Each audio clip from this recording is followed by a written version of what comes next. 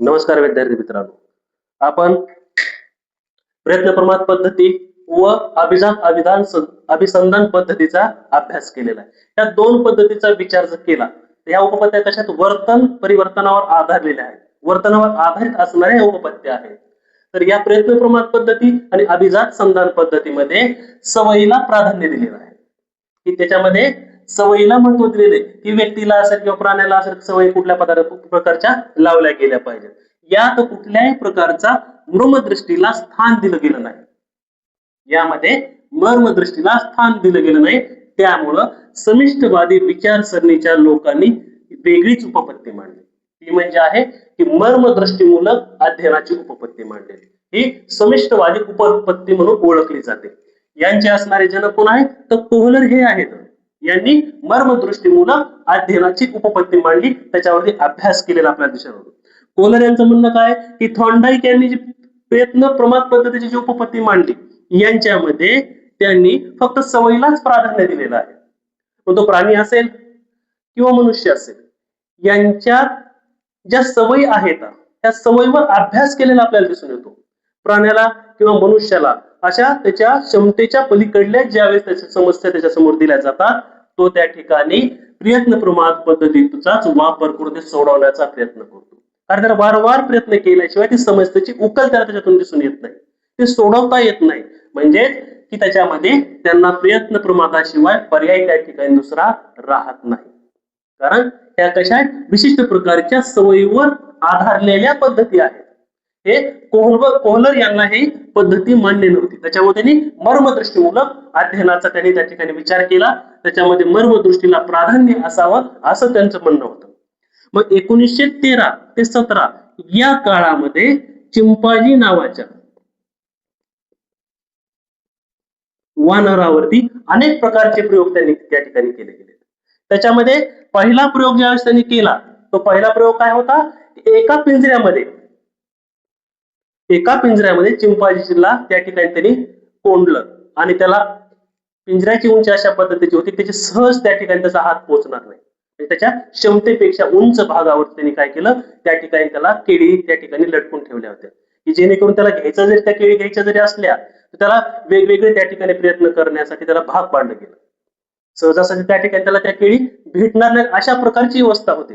त्या पिंजऱ्याची अशी रचना होती की त्याच्या उंचीपेक्षा उंच भागावरती मधोमध त्या ठिकाणी केळी त्या ठिकाणी लटकावलेल्या होत्या आणि त्या रूम मध्ये एक छोटासा बॉक्स त्या ठिकाणी ठेवला होता, की जेणेकरून त्या बॉक्सवर चढल्यानंतर त्याला त्या केळी हस्तगत करता येते. असं अनेक प्रकारच्या कृती केल्यानंतर क्रिया केल्यानंतर तो कंटाळून त्या ठिकाणी बसला की आता आपल्याला ती केळी काही त्या ठिकाणी आपल्याला हस्तगत करता येत नाही.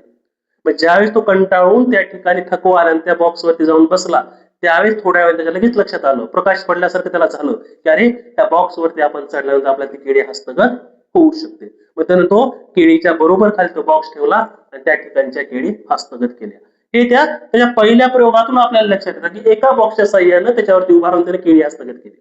त्याच्यानंतर दुसरा प्रयोग केला की दुसऱ्या प्रयोगामध्ये सुद्धा तीच पद्धत थोडक्यात राबवलेली आहे. पिंजऱ्याच्या मधोमध त्या ठिकाणी केळी लटकवली गेली, त्या ठिकाणी पुन्हा केळीची उंची त्या ठिकाणी उंच वाढवली गेली, त्याला त्या ठिकाणी एक बॉक्स ठेवल्यानंतर ते हाताला येणार नाही अशा पद्धतीने त्यांनी रचना केली आणि त्या पिंजऱ्यामध्ये चिंपांझीच्या आजूबाजूला 3 बॉक्स त्यांनी त्या ठिकाणी ठेवले. मग सुरुवातीला चिंपांझीने ती केळी हस्तगत करण्याचा प्रयत्न केला, पण त्याच्या लक्षात आलं की ह्या पूर्वी सुद्धा आपल्यावरती अशाच पद्धतीची परिस्थिती आलेली होती. मग त्याने एक बॉक्स ठेवून बघितला की आपल्याला केळी त्या ठिकाणी हस्तगत करता येते का, तर तो सुद्धा त्या ठिकाणी त्याला प्रयत्नामध्ये तो असफल राहिला.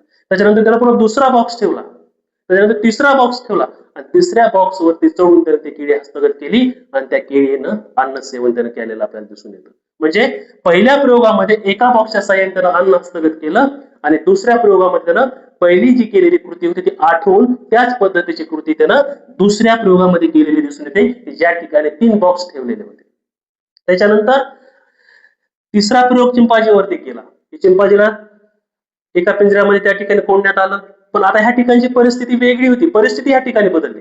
पहिल्या परिस्थितीमध्ये कसं होतं की दोन्ही प्रयोगामध्ये केळी ही पिंजऱ्याच्या वर लटकावलेली होती, पण आता ह्या प्रयोगामध्ये केळी जी आहे ती पिंजऱ्याच्या बाहेर ठेवलेली आहे. त्याला हाताला सहजासहजी घेता येणार नाही, त्याचा हात पोचणार नाही अशा पद्धतीने त्या ठिकाणी केळी त्या ठिकाणी ठेवलेली आपल्याला दिसून येते. पण चिंपांझी तो प्रयत्न करत होता की आपल्याला केळी घ्यायची, आपलं पोट भरायचं, आपल्याला अन्न त्या ठिकाणी सेवन करायचं आहे. तर अनेक प्रयत्न केले आणि तो तेवढी अपयशी झाल्यानंतर कंटाळून तो एका ठिकाणी बसला. बसत असताना त्याला खेळायची आवड निर्माण झाली आणि तो खेळू लागला बसल्या बसल्या. तर त्या ठिकाणी असणारे भोवताली जे तीन रॉड टाकलेले होते त्या ठिकाणचे असणाऱ्या रॉडला तो खेळत असताना त्याच्या लक्षात आलं की हे रॉड एकमेकांमध्ये त्या ठिकाणी बसतात. अडकवण्याची त्या पद्धतीची रॉडची रचना त्या ठिकाणी होती. मग खेळत असताना त्याच्या लक्षात आलं की ह्या रॉडच्या साह्याने सुद्धा आपण त्या ठिकाणी केळी आपल्याकडे ओढून घेऊ शकतो आणि आपलं त्या ठिकाणी अन्न आपल्याला त्या ठिकाणी मिळवता येतं. पण सुरुवातीला त्यानं एका रॉडनं प्रयत्न केला, त्याच्यामध्ये अयशस्वी झाल्यानंतर त्यानं पुन्हा त्या ठिकाणी दुसरा रॉड त्या ठिकाणी जोडला, तिसरा रॉड जोडला आणि त्या केळीपर्यंतचा रॉड कसा जाईल आणि त्याला ते केळी कशा ओढता येतील अशा पद्धतीने विचार केला आणि केळी हस्तगत केल्या. म्हणजे पहिल्या 2 प्रयोगाचा विचार जर केला आपण तर 2 प्रयोगापेक्षा ह्या ठिकाणची परिस्थिती ही वेगळी होती. म्हणजे ह्या प्रयोगाच्या साहाय्याने आपल्याला असं लक्षात येतं की चिंपांझीच्या प्रयोगातून असं आपल्याला सांगता येतं की सुरुवातीला आपल्याला समस्येचं आकलन होणं आवश्यक आहे.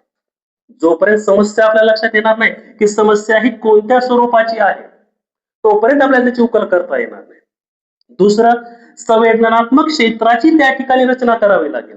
समस्या निर्माण झालेली आहे, आपण समस्या ओळखली, पण त्याची उकल करत असताना कोणत्या पद्धतीचा आपल्याला त्या ठिकाणी वापर करावा लागेल, त्याची रचना कशी करावी लागेल, त्याची उकल कशी करता येईल या दृष्टिकोनातून आपल्याला बुद्धिमत्तेचा वापर करून विचार करून त्याचं मर्म जाणून त्याच्यावरती उपाय शोधणं आवश्यक आहे.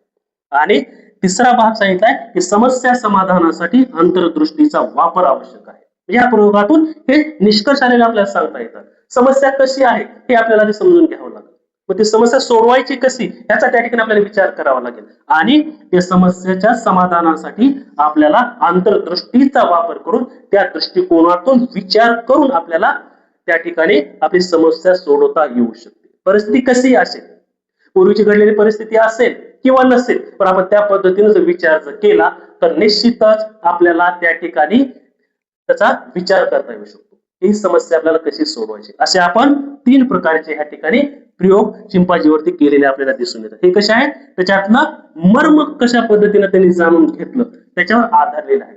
ही अंतर्दृष्टीवर आधारलेली प्रक्रिया आहे. अंतर्दृष्टीने जोपर्यंत आपण विचार करणार नाही तोपर्यंत आपल्याला त्या समस्येतलं असणार मर्म त्या ठिकाणी आपल्याला दिसून येणार नाही आणि आपण त्या पद्धतीनं आपली समस्या सोडवण्यासाठी त्याच्याकडे मार्गक्रमण करणार नाही. याच्यावर आधारलेला हा प्रयोग आपल्याला त्या ठिकाणी दिसून येतो. या पद्धतीमध्ये आपण विचार जर केला तर प्रयत्न प्रमाण पद्धती आणि अभिजात संधान पद्धती ह्या सवयीवर आधारलेल्या होत्या आणि मर्म दृष्टिकोनामध्ये समस्येचं आकलन करून त्याची पुनर्रचना करून म्हणजे समस्या क्षेत्राची पुनर्रचना सोडवण्याच्या दृष्टिकोनातून जर केली तर त्याचा आपल्याला अंतर्दृष्टी प्राप्त होते. हे आपल्या प्रयोगाच्या साहाय्याने लक्षात येतं. याचं असणारं जे शैक्षणिक महत्व आहे त्या प्रयोगाचं महत्व विचाराचं घेतलं तर ह्या मर्ममूलक अध्ययनातून असं लक्षात येतं की या ठिकाणी अनुभवाला त्या ठिकाणी प्राधान्य दिलेलं आपल्याला दिसून येतं. अनुभव काय असं आपण अध्ययनाच्या बाबतीत विचार जर केला तर भाषा विषयासारखे विषय असतील, गणितासारखा विषय असेल तर वारंवार आपण सरावातून पूर्वीच्या अनुभवावर आधारित समस्येचं उकल त्या ठिकाणी करू शकतो. कारण त्याच्यावर आधारलेली ही प्रक्रिया आपल्याला सांगता येते. त्याच्यानंतर दुसरा आहे बुद्धिमत्तेचा वापर त्या ठिकाणी करणं आवश्यक आहे. आपल्याला जर त्या समस्येचं मर्म जर जाणून घ्यायचं असेल, त्याच्या अंतर्मनापर्यंत पोहोचायचं जर असेल तर आपल्याला त्या ठिकाणी आपल्या बुद्धिमत्तेचा वापर करावा लागेल. आपण जेवढा त्याचा वापर करू त्या ठिकाणी समस्या सोडवण्याचा वेग हा तेवढा त्या ठिकाणी आपल्याला जास्त दिसून येईल. कारण समस्येची उकलची विचारावर आधारलेली, बुद्धिमत्तेवर आधारलेली आणि आपल्या पूर्वीच्या अनुभवावर आधारलेली आहे. त्यावेळेस आपल्याला त्यातून मर्मदृष्टी त्या ठिकाणी प्राप्त होऊ शकते. त्याच्यानंतर आपल्याला सांगता येतं की अध्ययनाची परिस्थिती कशी आहे, समस्या कशी आहे, अध्ययन परिस्थिती कशी आहे त्याच्यावर आपल्या त्या ठिकाणी दृष्टी प्राप्त होत असते. जशी परिस्थिती असेल त्या परिस्थितीतून मार्ग काढण्याची त्या ठिकाणी आपली विचारशक्ती काम करत असते आणि त्या परिस्थितीवर आधारित आपण त्याची उकल करत असतो. जसं चिंपांझीनं 3 परिस्थितीला अनुसरून वेगवेगळ्या कृती केल्या. पण पहिल्या 2 परिस्थितीला काय केलं की पूर्वीच्या अनुभवाचा आधार घेऊन त्यानं त्या ठिकाणी अन्न मिळवलं. सुरुवातीला एका खोक्याचा वापर केला, त्याच्यावरती उभा राहिला, अन्न त्या ठिकाणी हस्तगत केलं.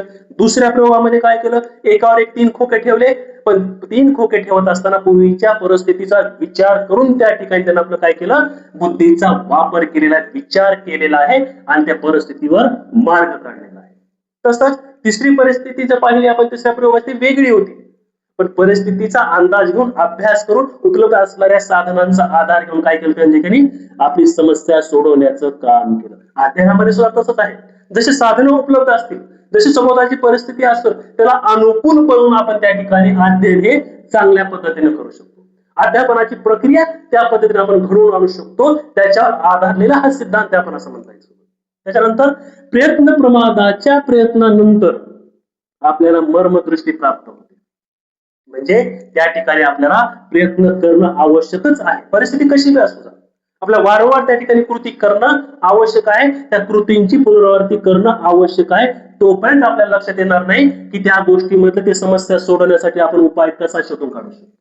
हा त्याच्यामधला दडलेला काय मर्म आहे. तोपर्यंत आपला दृष्टिकोन त्या पद्धतीने त्या ठिकाणी घडून येणार नाही, ह्याचा आपल्याला विचार करावा लागेल. त्याच्यानंतर संवेदन लक्षातील बदलाला त्या ठिकाणी महत्व दिलेलं आहे. आता 3 प्रयोगाचा आपण अभ्यास केला, विचार केला, त्यावेळेस आपल्याला लक्षात येतं की 3 प्रयोगामध्ये असणारी परिस्थिती कशी होती. त्या परिस्थितीला अनुसरून त्या ठिकाणची उपलब्ध असणारी साधने याचा वापर आपल्याला चिंपांजीने केलेला दिसतो. कारण पिंजऱ्याच्या बाहेर ज्यावेळेस केळी ठेवली, अन्न ठेवलं, ते हस्तगत करण्यासाठी उपलब्ध असणारे ते 3 प्रकारच्या रॉड होत्या, नळ्या होत्या, कांड्या होत्या. तर एकमेकांना कशा जोडल्या जातील ह्याचा त्याने विचार केला आणि त्या कांड्याच्या साह्याने, त्या रॉडच्या साह्याने अन्न आपल्याकडे कसं खेचून घेता येईल याच्यावर त्या ठिकाणी त्यांनी विचार केला. म्हणजे त्या ठिकाणी संवेदनशीलता त्या ठिकाणी आपल्याला दिसून येते. हे साधन उपलब्ध आहे, परिस्थिती वेगळी आहे, बदल घडून आणणं आवश्यक आहे, पण त्याचा विचार सुद्धा त्या ठिकाणी करता येणं आवश्यक आहे. अध्ययन अध्यापनामध्ये सुद्धा आवश्यक आहे. संवेदन लक्षाला खूप महत्व दिलेलं आहे. परिस्थिती कशी आहे त्याला अनुरूप कसं करता येईल त्या दृष्टिकोनातून त्या ठिकाणी विचार केला गेला पाहिजे. त्याच्यानंतर समस्या समाधानाची उकल करत असताना उकलीला महत्व दिले. उकल करणं खूप आवश्यक आहे. परिस्थिती कशी आहे, संकल्पना कशी आहे, अध्ययन करत असताना कशी परिस्थिती निर्माण होऊ शकते, त्याच्यावर समाधान कसं काढता येईल याचा विचार करणं आवश्यक आहे. आपण पाहतो भाषा ज्ञान घेताना, इतिहास भूगोलासारख्या विषयाचा अभ्यास करताना, गणितासारख्या विषयाचा अभ्यास करताना आपल्या अनेक अडचणीला सामोरं जावं लागतं. आपण त्या ठिकाणी थांबत नाही, तर त्याची उकल कशी करता येईल या दृष्टिकोनातून विचार करतो आणि ती समस्या सोडवण्याचं काम करतो. उपलब्ध साधनाच्या साह्याने परिस्थितीला अनुसरून आपण त्या ठिकाणी काय करत असतो, वेगवेगळ्या क्रिया करत असतो आणि त्याची उकल करण्याचं काम करतो. त्यालाच आपण मर्म असं म्हणत असतो. त्याच्यानंतर अंतर्दृष्टी प्राप्त होण्यासाठी त्या प्रयोगाच्या साह्याने पाहिलं आपण की मर्मदृष्टीमूलक अध्ययनाची प्रक्रिया आहे. त्याच्यामध्ये काय केलं की अंतर्दृष्टीचा वापर करून समस्या सोडवलेली आहे. अंतर्दृष्टी म्हणजे काय, तर ती आपल्या वयावर, परिपक्वतेवर आणि आपल्या अनुभवावर आधारलेली प्रक्रिया आहे. आपलं वय कसं आहे त्या दृष्टिकोनातून आपली परिपक्वता झालेली असते आणि आपल्या वयाला अनुसरून आपण जेवढे काही अनुभव त्या ठिकाणी घेतलेले आहेत त्याच्यातून आपण त्या ठिकाणी समस्येची सोडवणूक त्या ठिकाणी करत असतो. म्हणजे एकंदरीत या सगळ्या गोष्टीचा विचार जर केला तर आपल्याला असं लक्षात येतं की कोहलबर्ग यांनी किंवा कोहलर यांनी जे सांगितलेली जी माहिती आहे, ही उपपत्ती जी आहे ह्याचं आपल्याला महत्व त्या ठिकाणी लक्षात येऊ शकतं. कारण अध्ययनामध्ये खूप महत्वाचा असणारा हा भाग आहे. हा परीक्षेच्या दृष्टिकोनातून सुद्धा तेवढाच महत्वाचा आहे. कारण ह्याच्यावर अनेक परीक्षेमध्ये प्रश्न विचारले गेलेले आहेत. त्या दृष्टिकोनातून आपल्याला त्याचा अभ्यास करणं आवश्यक आहे. जर हा व्हिडिओ तुम्हाला आवडला असेल तर लाईक करा, शेअर करा आणि सबस्क्राईब करा की जेणेकरून त्याचा फायदा आपल्याला पुढील व्हिडिओचा लाभ घेण्यासाठी होईल. धन्यवाद.